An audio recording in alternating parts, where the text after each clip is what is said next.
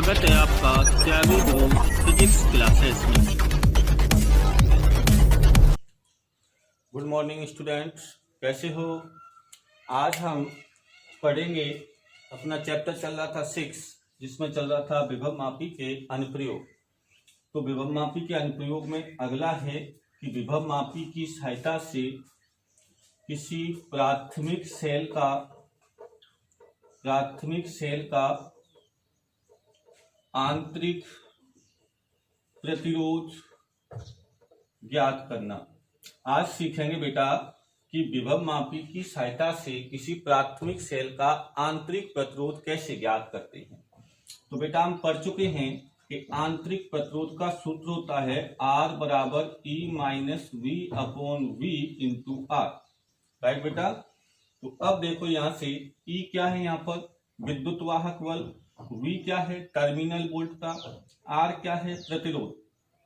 तो अब हम यहाँ पर किसी परिपथ को, जो कि विभव मापी का परिपथ होगा, उसको ऐसे कनेक्ट करेंगे कि एक बार जब हम विभव मापी से मापन करें तो वो सेल के विद्युत वाहक बल को बताए, और एक बार किसको बताए, टर्मिनल वोल्टता को। तो आइए बेटा, ये है विभव मापी का प्राथमिक परिपथ, कुंजी धारा नियंत्रक RH। देखो बेटा, यहां से प्लस माइनस, ये क्या है बेटा EP, ये कुंजी क्या है K, ये है विभव मापी का तार AB। अब हम दूसरे परिपथ में उस सेल को जोड़ते हैं जिसका विद्युत वाहक बल और टर्मिनल वोल्टता हमें ज्ञात करनी है, यानी जिस सेल का आंतरिक प्रतिरोध ज्ञात करना है उसे जोड़ दिया। यहां धारा मापी और यहां विसर्पी कुंजी, जो बिंदु क्या है C है। राइट बेटा? अब आप मुझे खुद बताइए कि इस समय मैं आपको पहले बता चुका था कि दो सेलों के विद्युत वाहक बलों की तुलना में यहां जो मान आएगा, अब हम इसको करते हैं। तो देखिए क्या करेंगे, सबसे पहले कुंजी K को लगा करके परिपथ में धारा प्रवाहित करेंगे, तार के जगह जगह स्पर्श करा करके एक ऐसा बिंदु प्राप्त करेंगे जहां पर शून्य विक्षेप आ जाए। माना इस समय इसकी समतुल्य लंबाई कितनी है, L1, क्योंकि अभी मैं इसके लिए भी लंबाई लूंगा तो उसे क्या कह दूंगा, L2। जब दो लंबाई लेनी है तो दोनों अलग अलग हो सकती हैं, समान हो सकती हैं, इसीलिए मैं उनको L1 और L2 का नाम दे दूंगा। तो विभव मापी के सिद्धांत से बेटा क्या आ जाएगा, E बराबर X विभव प्रवणता इंटू समतुल्य लंबाई L1। समीकरण नंबर ये था 1, इसको दे देंगे समीकरण नंबर 2। राइट बेटा? अब बारी आती है टर्मिनल वोल्टता की। तो बेटा टर्मिनल वोल्टता के लिए क्या करना है, सुने ध्यान से। इसके समांतर क्रम में एक जोड़ देते हैं प्रतिरोध बॉक्स, और यहां जोड़ देते हैं कुंजी, और इसको इस प्रकार कनेक्ट कर देंगे। ये बताएगा R की वैल्यू। अब बेटा अगर ये कुंजी नहीं लगी है तो ऐसी स्थिति में इसमें से कोई धारा नहीं बहेगी। धारा नहीं बहेगी तो सेल कहलाएगा किसमें, खुले परिपथ में, और उस समय बताएगा किसको, विद्युत वाहक बल को। और जब कुंजी लगा देंगे तो इसमें से धारा बहने लग जाएगी और सेल किसमें आ जाएगा, बंद परिपथ में, अर्थात सेल से धारा ली जा रही है। ऐसी स्थिति में अब विभव मापी के सिद्धांत से ये सेल की क्या बताएगा, टर्मिनल वोल्टता को बताएगा। माना समतुल्य लंबाई क्या है, L2, तो X L2 समीकरण नंबर 3, और ये R प्रतिरोध बॉक्स है, इसमें से 2 ओम 4 ओम 6 ओम का कोई भी प्रतिरोध आप निकाल सकते हैं। वो किसकी वैल्यू को बताएगा, R की वैल्यू को। तो समीकरण 2 व 3 से मान 1 में रखने पर, 1 में रखेंगे तो E का मान XL1, V का मान XL2 अपॉन XL2 और इंटू R। X कॉमन आके कट जाएगा, ये बचेगा R बराबर L1 माइनस L2 बटे L2 इंटू R। इस सूत्र की सहायता से किसी सेल का आंतरिक प्रतिरोध ज्ञात किया जा सकता है। ध्यान से देखो बेटा, L1 L2 आप माप चुके हैं प्रयोग में, R आपको यहां से ज्ञात है। इनके मान रख करके आप आंतरिक प्रतिरोध का मान ज्ञात कर सकते हैं। अभी तक जितने भी अनुप्रयोग पढ़े हमने, अभी कहीं X की जरूरत नहीं पड़ी, क्योंकि X कॉमन आके कट जाता है। जब X की जरूरत पड़ेगी तो उसका मान कैसे निकालेंगे वो भी बताएंगे। अगला आता है अपना अगला अनुप्रयोग है कि विभव मापी की सहायता से अल्प प्रतिरोध का मापन। देखिए, विभव मापी की सहायता से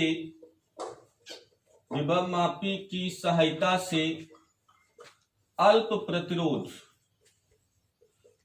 प्रतिरोध का मापन। तो आज हम पढ़ेंगे कि विभव मापी की सहायता से कम प्रतिरोध का भी मापन कैसे किया जा सकता है। देखिए, विभव मापी के कितने उपयोग हो गए। विभव मापी धारा भी माप सकता है, आगे चल के बताऊंगा।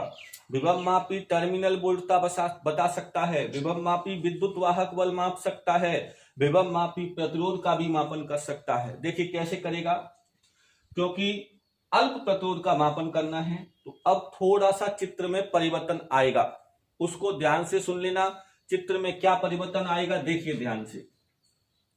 ये रहा विभव मापी का प्राथमिक परिपथ प्लस माइनस कुंजी, और ये रहा आपका धारा नियंत्रक। प्राथमिक परिपथ रहेगा से, इसको प्लस माइनस ईपी, इसको RH, ये कुंजी के, ये तार हो गया विभव मापी का AB।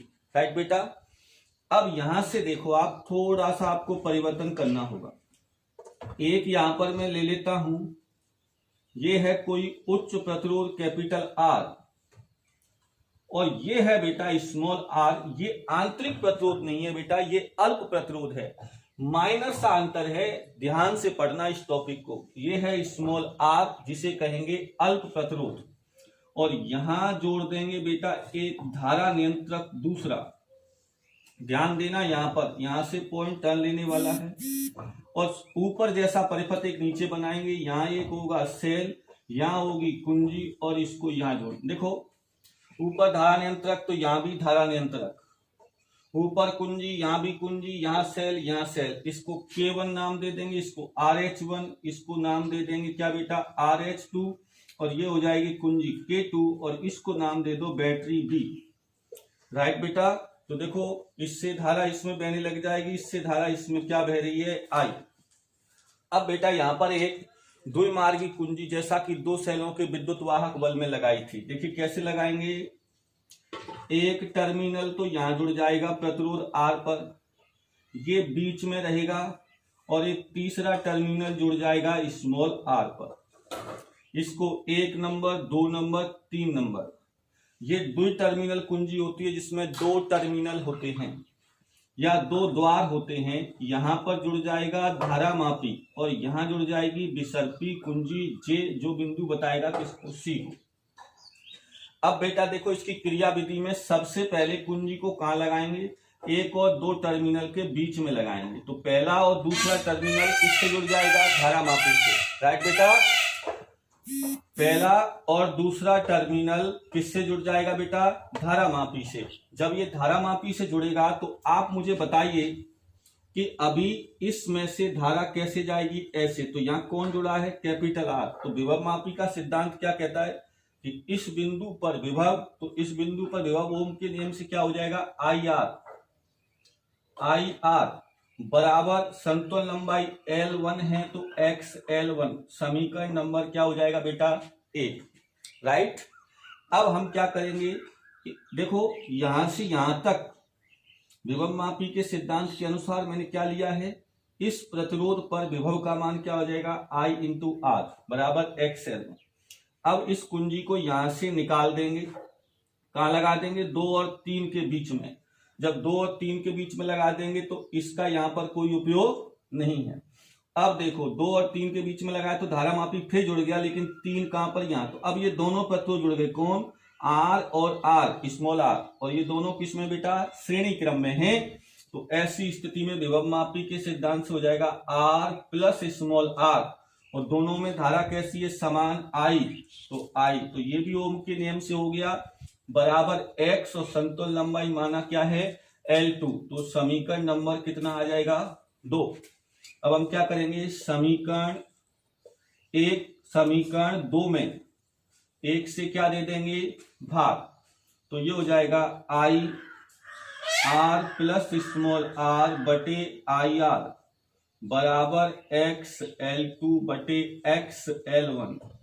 I से I गया, X से X गया, तो यहां क्या बचा बेटा, R से इसमें भाग दो, R से R तो 1 प्लस स्मॉल r बटे कैपिटल R बराबर L2 बटे L1, और ये हो जाएगा स्मॉल r बटे कैपिटल R, ये उधर जाएगा तो L2 upon L1 minus 1 small r बटे R, लघुत्तम क्या आ जाएगा बेटा L1, तो ये बचेगा L2 माइनस L1, तो यहां से क्या आ जाएगा बेटा, यहीं से लिख दो, ये हो जाएगा R बराबर L2 माइनस L1 बटे L1 इंटू कैपिटल R, तो सूत्र आ गया R बराबर L2 माइनस L1 बटे L1 इंटू R।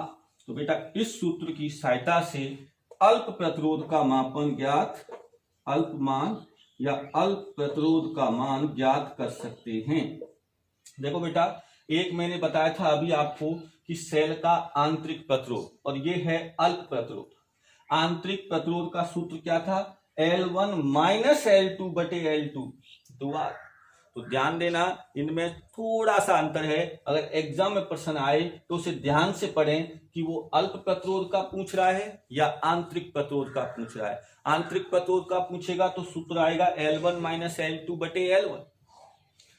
अगर आंतरिक प्रतिरोध का पूछेगा, एक बार फिर सुने, तो वो आएगा L2, देखिए आंतरिक प्रतिरोध आएगा L1 माइनस L2 बटे L2 इंटू R, और यदि अल्प प्रतिरोध पूछेगा तो आएगा L2 माइनस L1 बटे L1 इंटू R। दोनों में थोड़ा सा अंतर है, ध्यान से पढ़ना। अब बारी आती है नेक्स्ट टॉपिक की, तो ध्यान देना आप बेटा। प्रश्न ये उठता है कि अगले अनुप्रयोग जब हम पढ़ेंगे वो वोल्ट मीटर का अंश शोधन या फिर एमीटर का अंश शोधन होगा, और उन प्रयोगों में आपको विभव प्रवणता की आवश्यकता पड़ेगी, यानी x की वैल्यू आपको ज्ञात करनी होगी। तो ऐसी स्थिति में x का मान कैसे ज्ञात किया जाएगा, इस पर हेडिंग बन जाती है विभव मापी का मानकीकरण। विभव मापी का मानकीकरण। तो सुने, कोई आपसे पूछे कि मानकीकरण किसे कहते हैं, तो उससे कहना कि विभव मापी की सहायता से, ध्यान से सुनना, विभव मापी की सहायता से विभव प्रवणता स्मॉल x का मान ज्ञात करने की प्रक्रिया मानकीकरण कहलाती है। यानी x का मान कैसे ज्ञात करते हैं उसकी ही प्रक्रिया को हम क्या कहते हैं, मानकीकरण। तो आइए बेटा, x का मान कैसे ज्ञात करते हैं। तो देखिए, इसमें एक शर्त है कि इसमें मानक सेल का उपयोग किया जाता है। इसमें मानक सेल का उपयोग किया जाता है, क्योंकि मानक सेल का मतलब होता है स्टैंडर्ड सेल, यानी जिसके विद्युत वाहक बल का मान स्टैंडर्ड होना चाहिए, यानी वो बदलना नहीं चाहिए। आपसे कोई पूछे कि कोई मानक सेल का उदाहरण बताइए, तो आप उससे कहिए डेनियल सेल। डेनियल सेल, इसका विद्युत वाहक बल होता है बेटा 1.08 वोल्ट, और एक होता है कैडमियम सेल। कैडमियम सेल, और कैडमियम सेल का विद्युत वाहक बल होता है 1.0186 वोल्ट।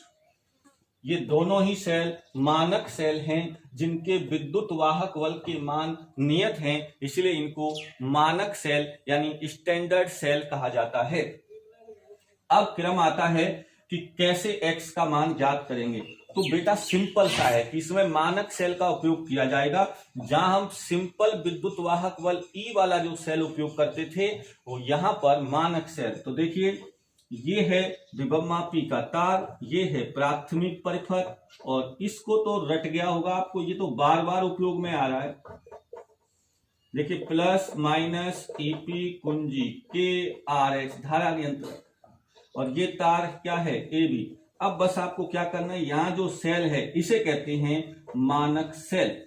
यहां लगा है S का मतलब है स्टैंडर्ड, ये है मानक सेल। इसका मान हमें ऑलरेडी ज्ञात होना चाहिए। अगर इसका मान ज्ञात है तो यहां लगा दें। अगर आपको इसका मान ज्ञात है तो यहां क्या लग जाएगा, गैल्वेनोमीटर, और ये विसर्पी कुंजी, ये बिंदु सी, यहां समतुल्य लंबाई मानो सपोज एल है। तो ऐसी स्थिति में विभव मापी के सिद्धांत से क्या आ जाएगा, ई एस बराबर एक्स इंटू एल।